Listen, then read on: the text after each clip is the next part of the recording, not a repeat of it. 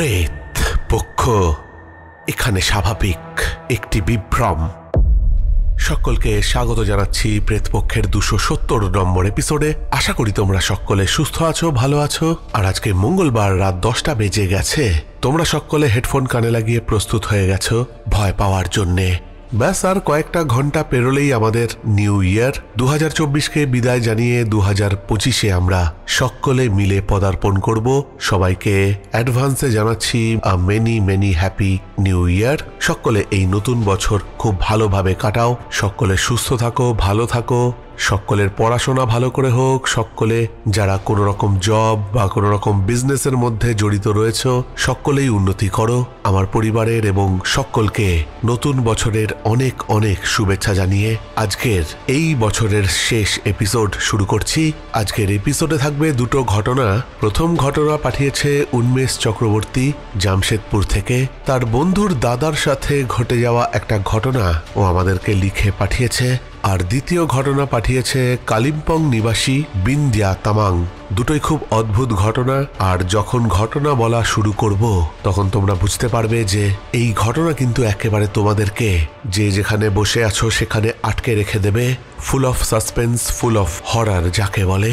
তাই বেশি দেরি করছি না, সরাসরি চলে যাচ্ছি আজকের প্রেত পক্ষের 270 নম্বর এপিসোডের প্রথম ঘটনায়। উন্মেষ যে বন্ধুর দাদার ঘটনা আজকে পাঠিয়েছে সে তার নাম প্রকাশে অনিচ্ছুক। এই ঘটনা তার জবানিতেই বলছি। আর ঘটনা বলার সুবিধার্থে একটা কাল্পনিক নামের সাহায্য নিচ্ছি, রাজু।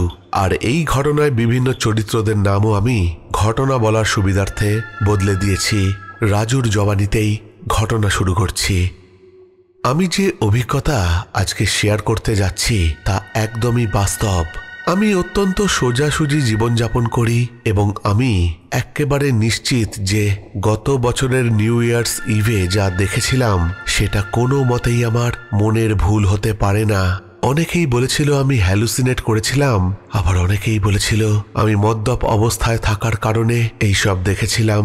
কিন্তু আমি জানি যা আমার সাথে ঘটে গিয়েছিল তা 100% বাস্তব। আমার বাড়ি কুলটিতে, কিন্তু কর্মসূত্রে আমি এখন কলকাতায় থাকি। তবে বন্ধু বান্ধবরা কুলটিতেই থেকে গেছে, আর কিছু বন্ধু থেকে গেছে সেখানকারই সংলগ্ন গ্রাম্য এলাকায়। আমার বন্ধু রফিক প্রত্যেক বছরই তার বাড়িতে আমরা নিউ ইয়ার্স ইভ পালন করি।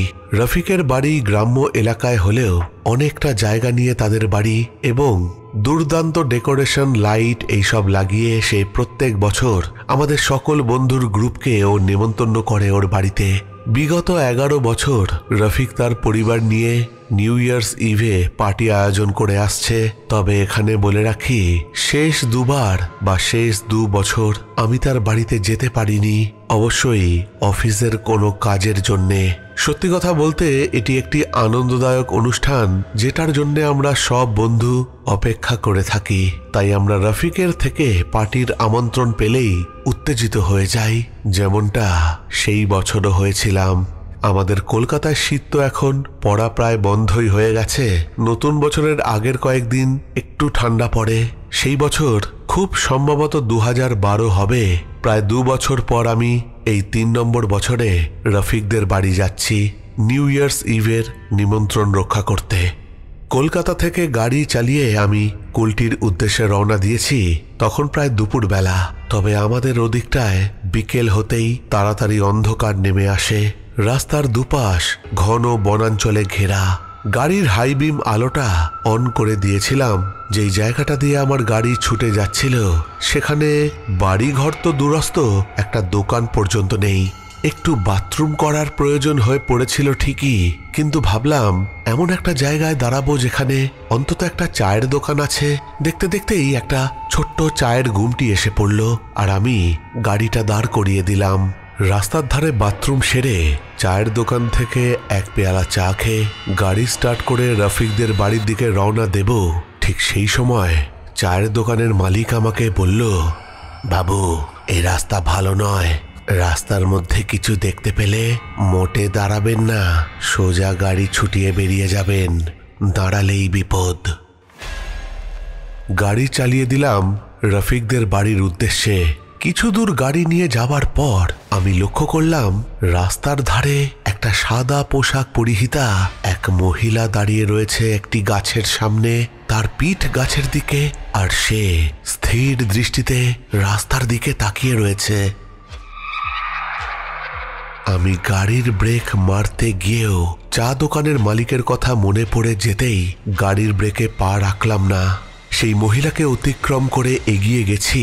হঠাৎ দেখতে পেলাম সেই মহিলা গাড়ির পেছন দিক থেকে চিৎকার করে আমাকে ডাকছে আর সাহায্য ভিক্ষা করছে।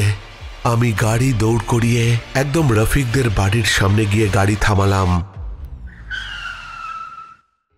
দুর্দান্ত পার্টি চলল।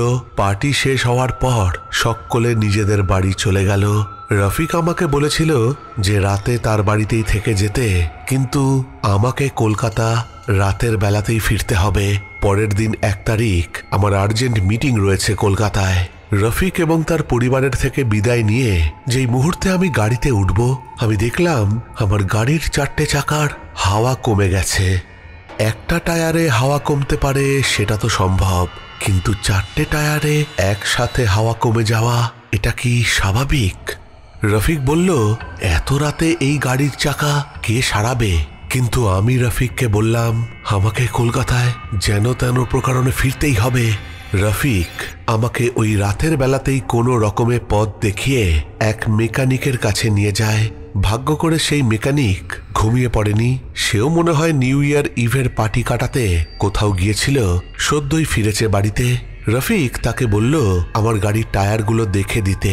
সেই মেকানিক আমাকে ও রফিককে জানালো আমার 4টে টায়ারেই নখের আঁচড়ের দাগ লেগে রয়েছে। আমি তখন মেকানিককে বললাম, নখের আঁচড়ের দাগ বিড়ালেও করতে পারে, কিন্তু তার জন্য কি হাওয়া কমে যাবে?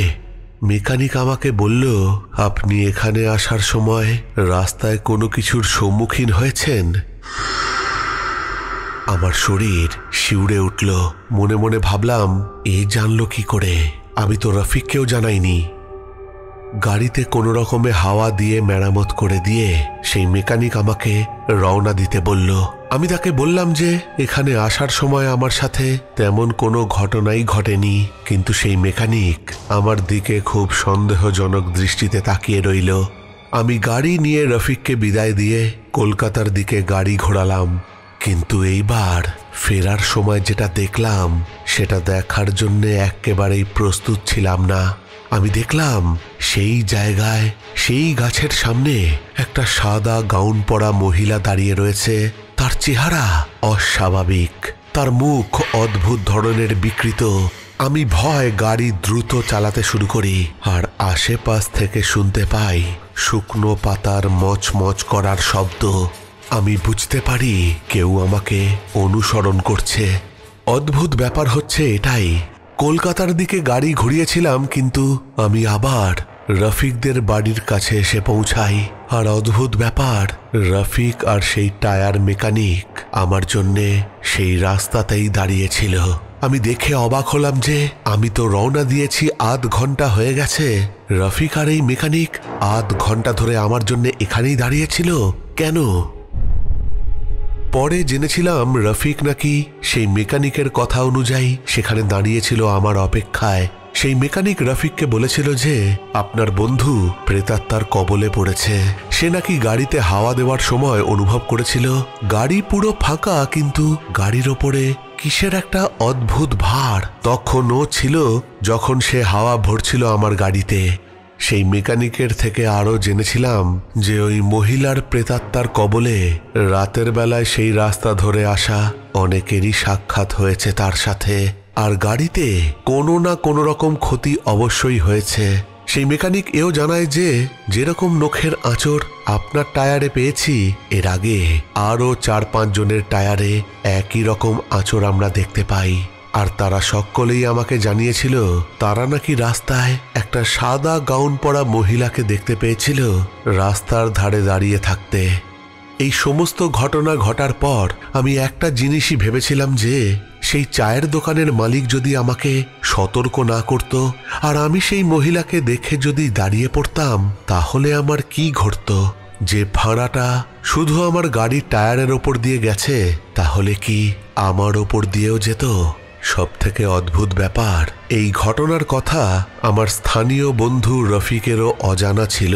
এবং এরপরে আরও অনেক নিউ ইয়ার ইভ কেটেছে, কিন্তু এবার থেকে নিউ ইয়ার ইভ আমাদের বাড়িতে কলকাতায় পালন করা হয়, যেখানে আমার সব বন্ধু এবং রফিকও আমারই বাড়িতে মিলিত হয়। সেই দিনের পর রফিকদের বাড়িতে সেই নিউ ইয়ার ইভ পার্টি শেষবারের মতো উদযাপন করেছিলাম আমরা।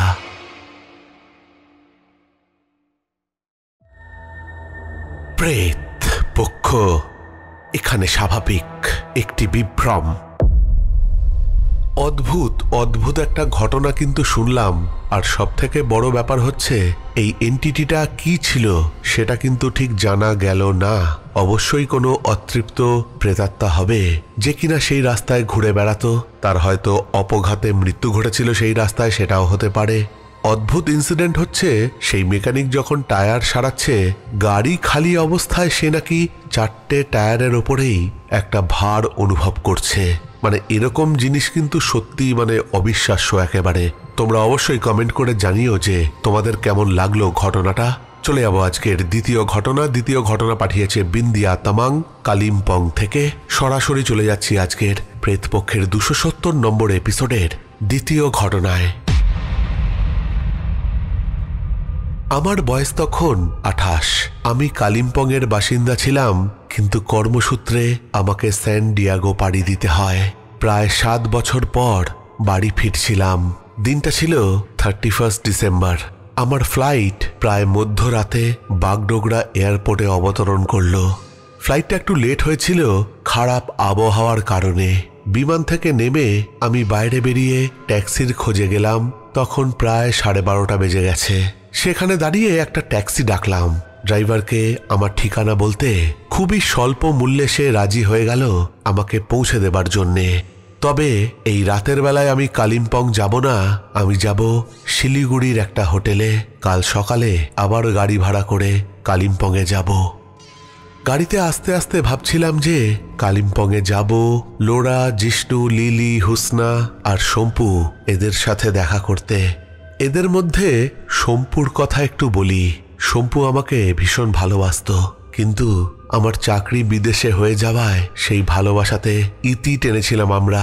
ড্রাইভার আমার লাগেজ গাড়ির পেছনে তুলতে চাইলেন, কিন্তু আমি বললাম যেহেতু আমি একাই যাব তাই লাগেজ সিটেই থাক। তিনি আমার লাগেজ পাশের সিটে তুলে দিলেন। তারপর গাড়ি ছুটিয়ে দিল শিলিগুড়ির দিকে। আমার গন্তব্য ছিল বিমানবন্দর থেকে 8 ঘন্টার রাস্তা। রাত হওয়ায় রাস্তায় কোনো যানবাহনের চাপ ছিল না। ড্রাইভারের চোখ মাঝে মাঝে রিয়ার ভিউ মিররের মাধ্যমে আমার দিকে পড়ছিল। দ্বিতীয়বার চোখাচুকির পর তিনি কথা বলতে শুরু করলেন। প্রথম কথা তিনি যেটা আমাকে বললেন, আপনি কোথা থেকে আসছেন? আমি বললাম স্যান ডিয়াগো। আমার বাড়ি কালিম্পংয়ে, সেটাও জানালাম তাকে। এক কথা সে কথায় এটাও বললাম যে আমার বন্ধুরা আজকের এই 31 ডিসেম্বর রাতে অনেক বড় পার্টি দেবে। এমনিতেই নিউ ইয়ার ইভ, তারপর আমি এত বছর পর দেশে ফিরছি তার জন্যে। সেই ড্রাইভার আমাকে বলল, আপনার বন্ধুরা কি আপনার মতোই সুন্দর? মন্তব্যটা শুনে প্রথমে হাসি পেলেও একটু অস্বস্তি হলো। কি উত্তর দেব সেটা ভাবছিলাম। ঠিক এই সময় আরেকটা কথার বান ভেসে এলো আমার দিকে। সেটা হচ্ছে, আপনার মতো সুন্দর মেয়ে একা ভ্রমণ করছেন কেন? আমি বললাম, আমি তো একা নই। আমি যে হোটেলে গিয়ে উঠব সেটাও আমার এক বন্ধুর হোটেল। কিন্তু সেই ড্রাইভার আমাকে বলল, আপাতত তো আপনি একা, তাই না বিন্দি?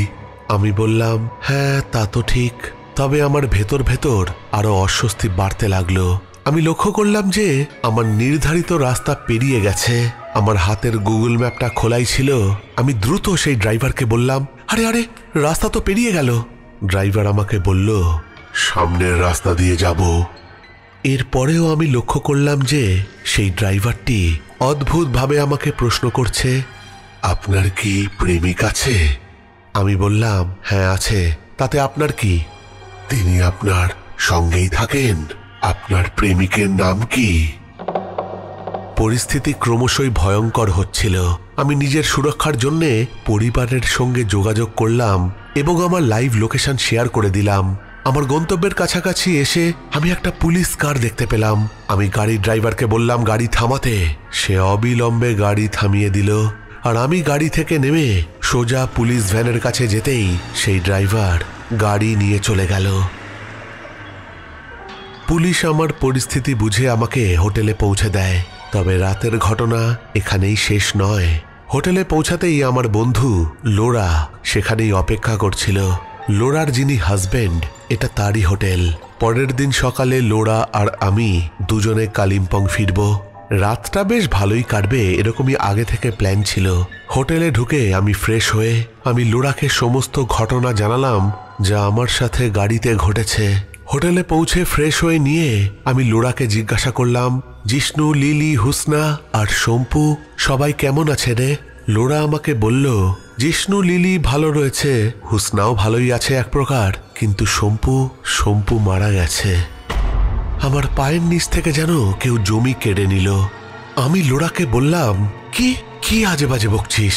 শম্পুর সাথে তো আমার এই কয়েকদিন আগেও কথা হলো। লোরা আমাকে বলল, তুই তো জানিসই যে শম্পু গাড়ি চালাতো ট্যুরিস্টদের বাগডোগরা থেকে দার্জিলিং, গ্যাংটক, কালিম্পং, কার্সিয়ং সে নিয়ে যেত। 4 দিন আগের ঘটনা, শম্পু এরকমই বাগডোগরা থেকে একটু রাতের দিকে দার্জিলিংয়ের উদ্দেশ্যে বেরিয়েছিল এক ট্যুরিস্টকে নিয়ে। দার্জিলিংয়ে সেই ট্যুরিস্টকে ছেড়ে ফেরার পথে শম্পুর রাস্তায় এক পথ দুর্ঘটনায় মৃত্যু ঘটে। তার গাড়ি খাদ থেকে নিচে পড়ে গিয়েছিল। এই ঘটনা 5 দিন আগের ঘটনা। শম্পুর এখনো শ্রাদ্ধানুষ্ঠানও হয়নি বলে লোরা কেঁদে ফেলল আর আমাকে বলল, বিন্দিয়া, শম্পু তোকে বিন্দি বলে ডাকতো, মনে আছে? তোকে আর কেউ বিন্দি বলে ডাকবে না। এই কথাটা শোনা মাত্রই আমার মাথায় যেন বাজ পড়ল। আমাকে যে ট্যাক্সির ড্রাইভার হোটেলের সামনে অবধি ছেড়ে দিল, সে আমাকে একবার বিন্দি বলে ডেকেছিল। আপাতত তো আপনি একা, তাই না বিন্দি? কিন্তু আমাকে কেউ যে বিন্দি বলে ডাকে সেটাও জানলো কি করে?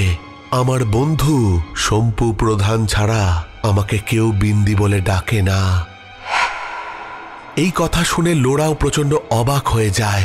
তাহলে কি শম্পুর অতৃপ্ত প্রেতাত্মা সেই ট্যাক্সি ড্রাইভারের ওপর ভর করে আমাকে কোনো রকম বার্তা দিতে এসেছিল, নাকি এর পেছনে অন্য কোনো রহস্য লুকিয়ে আছে? সত্যি এর ব্যাখ্যা আমার জানা নেই।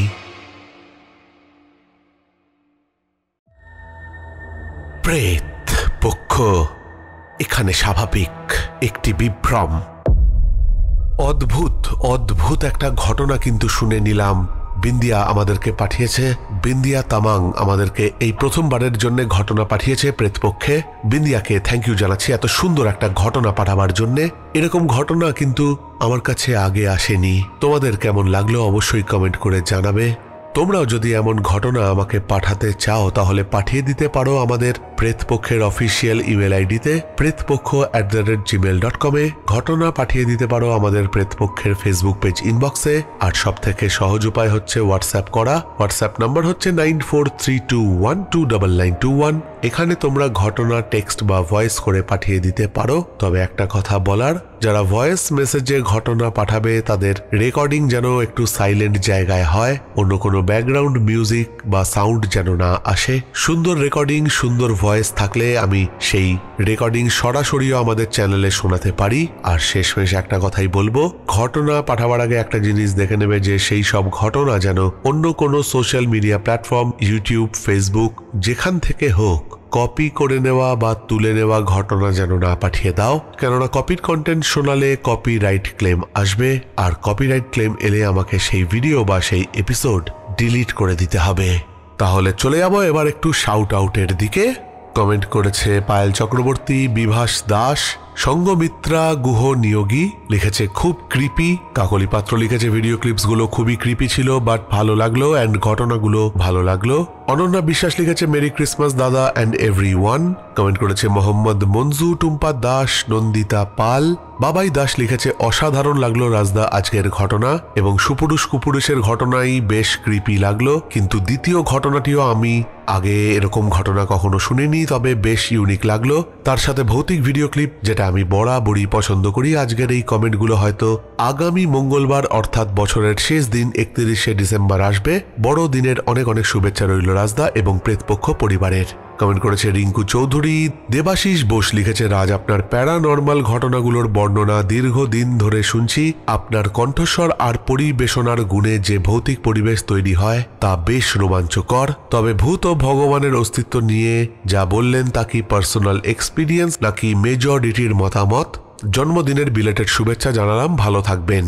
কমেন্ট করেছে সরস্বতী হালদার, সৌজাত্য ঘোষ, রিয়া থান্দার, প্রত্যেকেই মেরি ক্রিসমাস জানিয়েছে।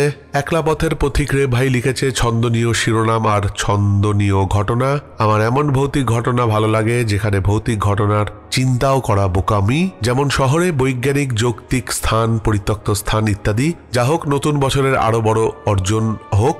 আমার হারিয়ে যাওয়া আমিকে যেন ফিরে পেতে পারি আর এর জন্য আশীর্বাদ করুন। আপনার আশীর্বাদের ফলেই আমার থেমে থাকা জীবনের চাকা আবারও ঘোরে আর স্বপ্নের সাথে যেন ঘুরতে পারে। কমেন্ট করেছে Mousumi Chowdhury, Lopa mini vlog, no one. Nabanita Dey লিখেছে, আজকের দুটো ঘটনাই দারুণ ছিল, খুব রিয়েলিস্টিক আর ক্রিপি লাগলো। অনেক শুভেচ্ছা প্রেতপক্ষের জন্যে। কমেন্ট করেছে নন্দন সাহা, SJ ব্লগ, স্বপ্না বাজল, সুতপা নাগ, গীতা গোস্বামী, সুদেশনা সিনহা রয়। কমেন্ট করেছে বৌমণি, অর্ঘ্য জানা, অজন্তা হোর। ফান্টুস লিখেছে, রাজদা আপনার অসামান্য কণ্ঠে ঘটনা শুনতে চলে এলাম। সুমনা মাঝি লিখেছে, তোমার ঘটনাগুলো অনেক সুন্দর দাদা, ভালো থেকো, এরকম ভাবে এগিয়ে যাও, ঘটনাগুলো খুবই ভয়ানক। কমেন্ট করেছে রিয়া সর্দার, চুমকি ঘোষ, অন্তিম স্যাড মুভমেন্ট আর ঝুমা দাস। তোমরা প্রত্যেকেই আমাকে মেরি ক্রিসমাস জানিয়েছ, তাই তোমাদের সকলকেই জানাই merry Christmas and a happy new year. আর এই বলেই আজকের এপিসোড শেষ করব। তবে বলে রাখি যে এই সবকটা কমেন্টই এসেছিল সুপুরুষ আর কুপুরুষের ঘটনা, গ্রাম বাংলার ভূতের ঘটনা, প্রেতপক্ষের 268 নম্বর এপিসোডকে উদ্দেশ্য করে। তাহলে আজকের মতো এখানেই শেষ করছি। ফিরে আসবো পরের সপ্তাহে নতুন কোনো ঘটনা নিয়ে। ততক্ষণের জন্য তোমরা সকলে ভালো থেকো। Love you all, tata.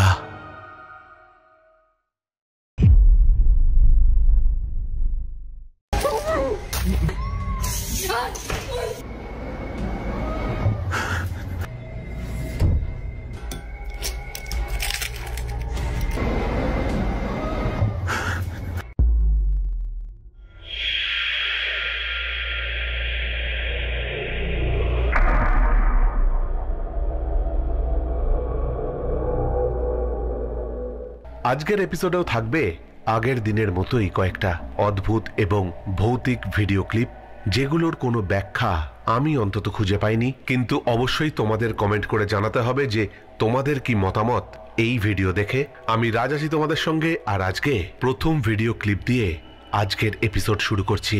চলো দেখে নিই আজকের প্রথম ভিডিও ক্লিপ। ক্রিড বলে একজন ভদ্রলোক এক জঙ্গলের মধ্যে দিয়ে যাচ্ছিল। সময়টা দুপুরবেলা। হঠাৎ সে দেখতে পেল একটা খরগোশ চুপ করে বসে আছে। এই ধরনের বন্য খরগোশ মানুষ দেখলে পালিয়ে যায়, কিন্তু সে পালালো না। তাকে দেখে মনে হচ্ছিল যে কাউকে দেখে ভয় পাচ্ছে।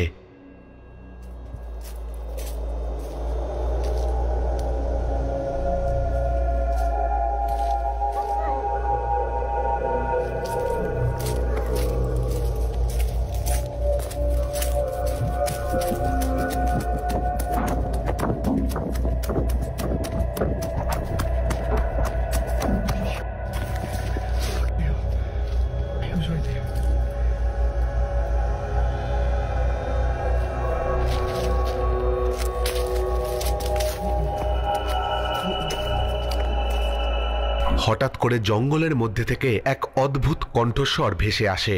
আওয়াজটা আরো ভালো করে শুনতে গেলে বোঝা যাবে কেউ বলছে, হেল্প মি। তোমাদের কি মনে হয় এটা কি কোনো সুপার ন্যাচারাল পাওয়ার বা কোনো এন্টিটি এই জঙ্গলের মধ্যে ঘুরে বেড়াচ্ছিল?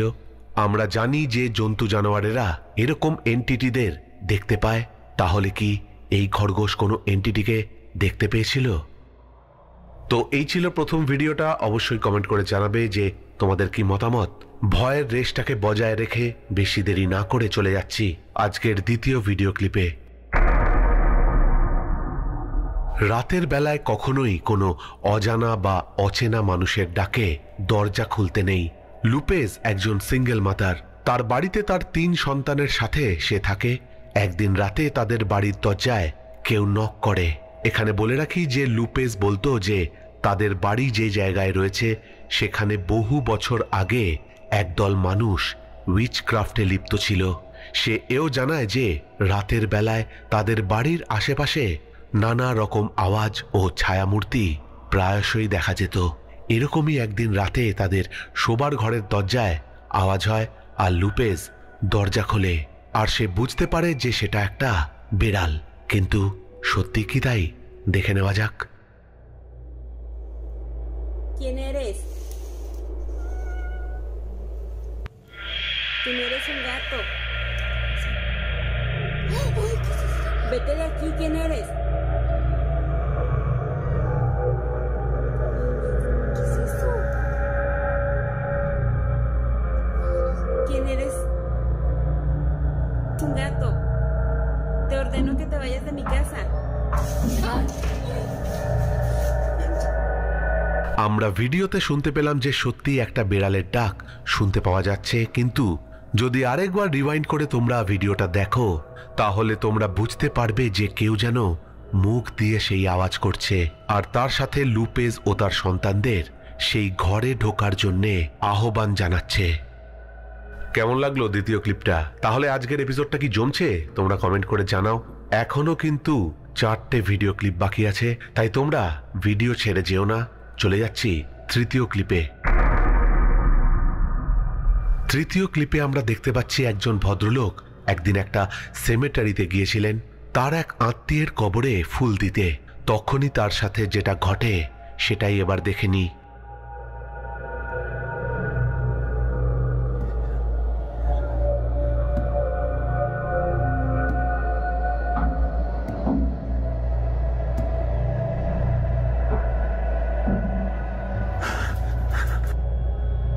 তোমরা দেখলে যে একটা ধূপ ধাপ আওয়াজ আসছে সেই দেয়াল থেকে যেখানে কবরটা রাখা আছে, কিন্তু ভালো করে শুনলে সেই ধূপ ধূপ আওয়াজের সাথে একটা হালকা চিৎকারের আওয়াজও তোমরা শুনতে পাবে। তাহলে কি এটা আমরা ধরে নেব যে মৃত ব্যক্তির আত্মাটি তার নিজের শরীর ছেড়ে এখনো যেতে পারেনি? প্রিয়জনরা যখন তাকে দেখতে আসে সে তাদেরকে দেখা দেওয়ার জন্যে উদ্গ্রীব হয়ে ওঠে আর ফিরে ফিরে আসে। ক্লিপটা ছোট ছিল কিন্তু একটা ক্রিপি ভিডিও ক্লিপ দেখে নিলাম। এইবার যে ভিডিও ক্লিপটা আমরা দেখব, মানে চতুর্থ ভিডিও ক্লিপটা, এটা সত্যি কথা বলছি তোমাদের হাড় হিম করে দেবে। তাহলে দেরি করে কি লাভ, চলো দেখে নি। রাত প্রায় 3:40। এরিন বলে একজন ভদ্রলোক নিজের অ্যাপার্টমেন্টে একাই ছিল। হঠাৎ করে সে সিঁড়িতে কারুর পায়ের শব্দ শুনতে পায়। কেউ যেন সিঁড়ি দিয়ে ওঠা নামা করছে। ভিডিও এগোনোর আগে এখানে বলে রাখি, কয়েকদিন আগেই এরিনের অ্যাপার্টমেন্টের নিচের ফ্লোরে পুলিশ এসেছিল, কেননা যিনি সেখানে থাকতেন সেই ভদ্রলোককে কয়েকদিন যাবৎ পাওয়া যাচ্ছিল না। পুলিশ সেই বাড়িতে দরজা ভেঙে ঢোকে আর সেই লোকটির পচা গলা মৃতদেহ উদ্ধার করে। তার মৃত্যুর সময় সঙ্গে কেউ না থাকায় তার দেহ ওইভাবেই অ্যাপার্টমেন্টে পড়েছিল। সেই কারণেই কি এরিনের অ্যাপার্টমেন্টের সিঁড়িতে কেউ ওঠানামা করে?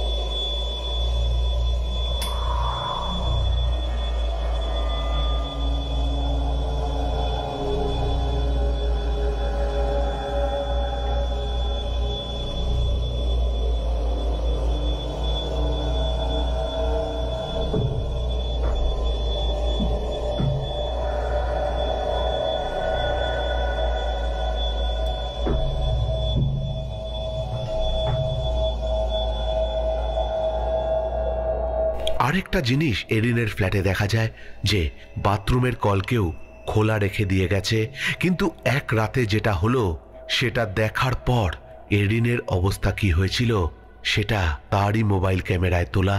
সেই ভিডিও এবার আমরা দেখে নিই।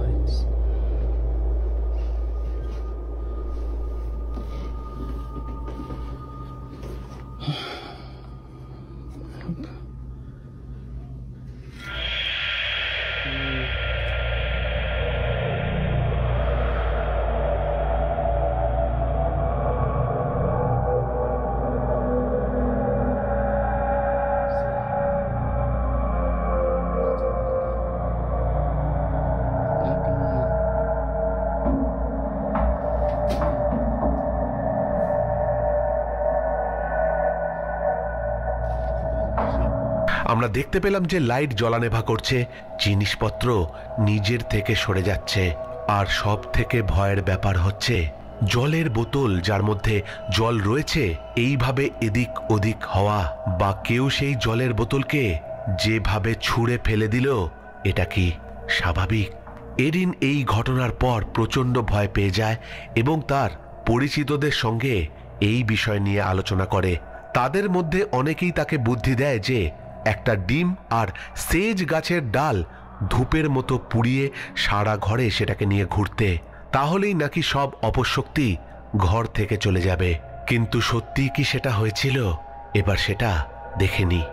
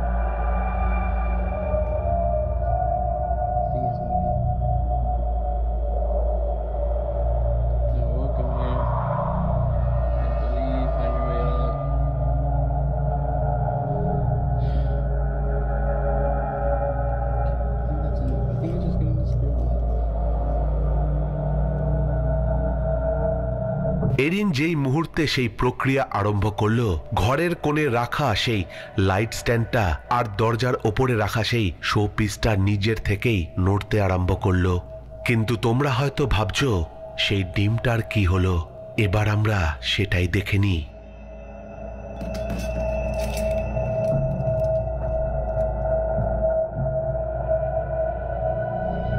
এরিনের পরিচিতরা তাকে বলেছিল যে ডিমের যদি রং কালচে বা লালচে হয়ে যায়, এই অবস্থা হলে বুঝবে তোমার অ্যাপার্টমেন্টে কোনো প্রেতাত্মার বাস অবশ্যই আছে। এরিন মনে মনে ভাবল যে একটা ডিম তো পচা থাকতেই পারে, তাহলে আরেকটা ফ্রেশ ডিম নিয়ে দেখা যাক, এবং সে মনস্থির করে যে এই প্রক্রিয়া সে আরেকবার করবে। আর তারপর কি হলো এবার সেটা দেখে নেওয়ার পালা।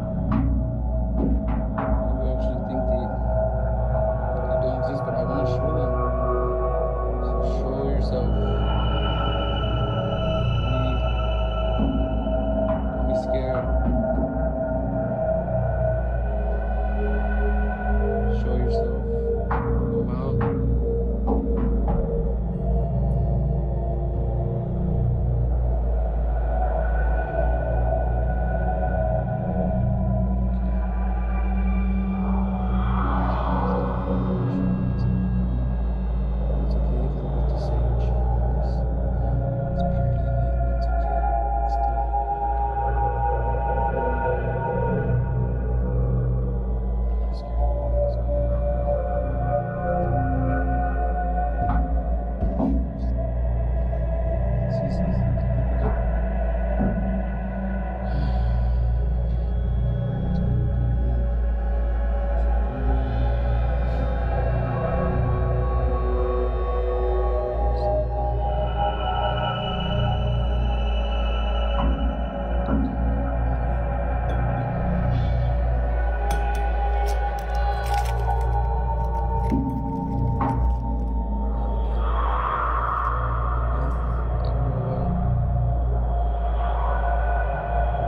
আমরা ভিডিওতে দেখলাম যে এরিন যখন সে প্রক্রিয়া করছিল সিঁড়িতে আবার যেন কার পায়ের শব্দ শোনা গেল, আর ডিমটার আবার সেই লাল রঙের কুসুম বেরিয়ে এলো। তাহলে কি সত্যি এরিনের পরিচিতরা ঠিক কথাই বলেছিল যে এই অ্যাপার্টমেন্টে সত্যিই কোনো প্রেতাত্মা বাস করে? এই সব শুনে এরিনের দুজন বন্ধু তার বাড়িতে আসে যে তার সাথে কি ঘটে যাচ্ছে সেটা নিজেদের চোখে দেখবে বলে। এবার কি হয় সেটা তোমরা দেখে নাও।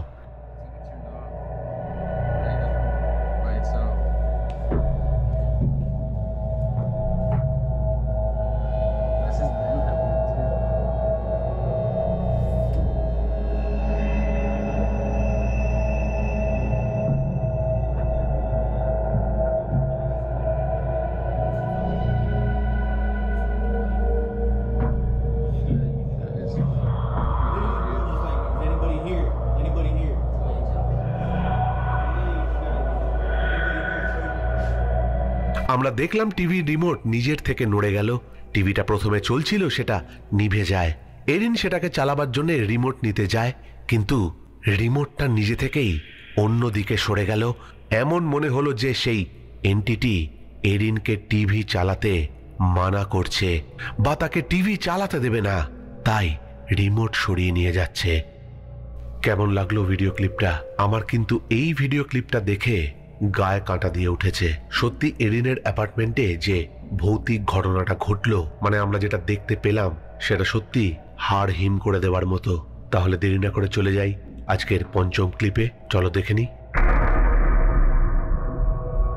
বাচ্চারা ভগবানের রূপ হয়, এটা আমরা অনেকেই বড়দের বলতে শুনেছি, কিন্তু ভগবান তো সবকিছু দেখতে পান। তাহলে কি বাচ্চারাও সবকিছু দেখতে পায়?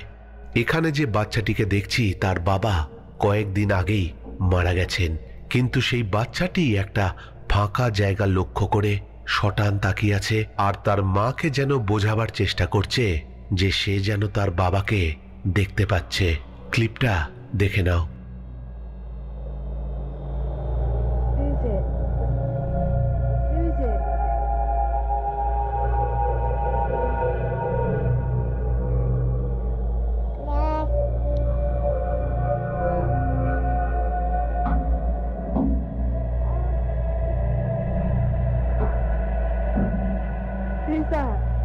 Who's up there?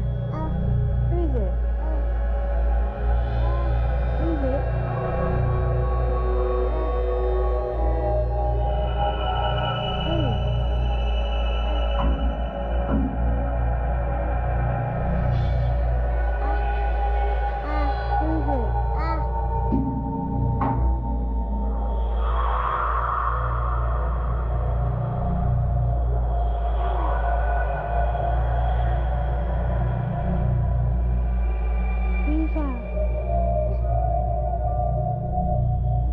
এই ক্লিপটা দেখে আমরা কি বুঝলাম তোমরা অবশ্যই কমেন্ট করে জানাবে।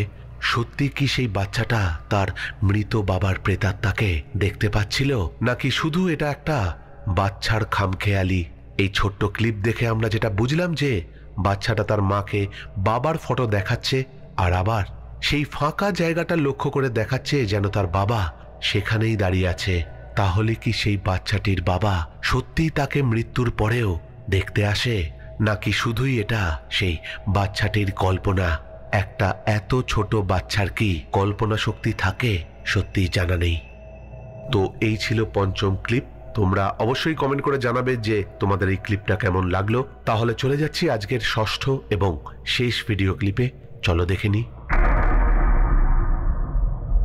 এই বাড়িটা মোরেন কোলমসের। মোরেন জানায় যে তার বাড়িতে এরকম অনেক অদ্ভুত জিনিস ঘটে যাচ্ছে, যেমন ডোর বেল নিজে থেকে ঘন ঘন বেজে ওঠা, সে টিভি দেখছে, হঠাৎ করে কেউ তার চুল ধরে টানলো, কারোর উপস্থিতি তার কুকুরেরাও অনুভব করে। মোরেন তার নিজের এবং তার কুকুর দুটির জন্য খুবই চিন্তিত হয়ে পড়ে। সে এই কুকুর দুটিকে নিজের প্রাণের থেকেও বেশি ভালোবাসে, তাই তার মনে এটাই ভয় থাকে যে এদের যেন কোনো ক্ষতি না হয়ে যায়। মোরেন একদিন তার বয়ফ্রেন্ডের সাথে ফোনে কথা বলছিল, তখন এই ঘটনাটা ঘটে যায়। সেটা তোমরা এবার দেখে নাও।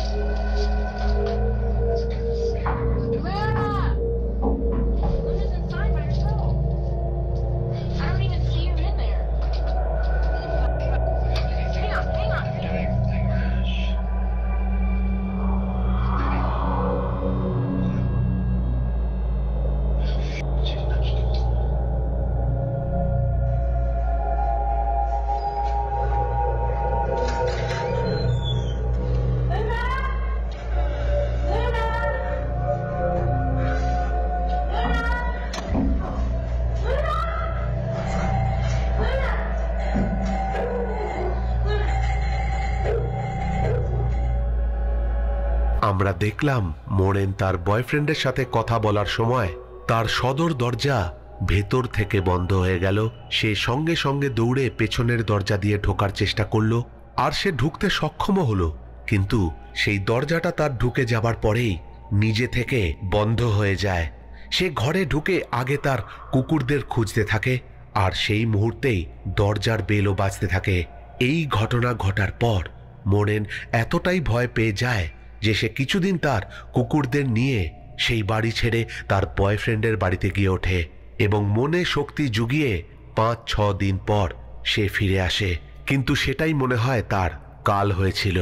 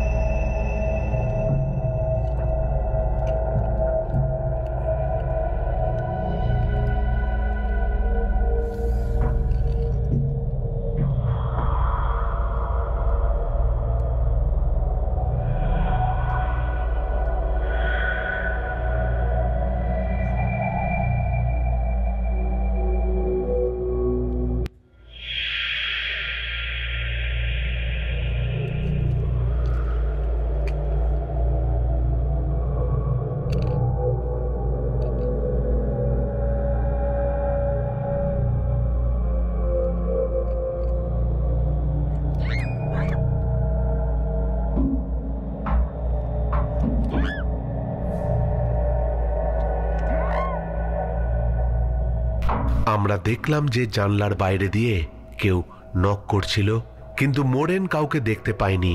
আর সেই মুহূর্তে সে পেছন ফেরে একটা কণ্ঠস্বর সে শুনতে পায়, কেউ তাকে হ্যাঁ এরকম ভাবে বলে ডাকছে। সে বিশ্বাস করে যে এতক্ষণ যে অজানা শক্তি তার ঘরের বাইরে ছিল আর জানলায় টোকা দিচ্ছিল, সেই শক্তি এখন বাইরে নয়, তার ঘরের ভেতরে ঢুকে পড়েছিল। সত্যি ভয়ানক। তো এই ছিল আজকের এপিসোডের 6টা ভিডিও। তোমরা অবশ্যই কমেন্ট করে জানাবে যে তোমাদের সবকটা ভিডিওই কেমন লাগলো, বা কোন ভিডিও ক্লিপটা দেখে তোমাদের সব থেকে ভয় লেগেছে। তোমরা আমাকে এইভাবেই সাপোর্ট করো, ভালোবাসা দাও, তাহলে আমি এইভাবেই এরকম কিছু অলৌকিক বা ভৌতিক ভিডিও তোমাদের জন্য প্রত্যেক সপ্তাহে নিয়ে আসবো। তাহলে আজকের মতো এখানেই এপিসোড শেষ করছি। ফিরে আসবো পরের সপ্তাহে নতুন ভিডিওস নিয়ে। ততক্ষণের জন্য তোমরা সকলে ভালো থেকো। Love you all. টাটা।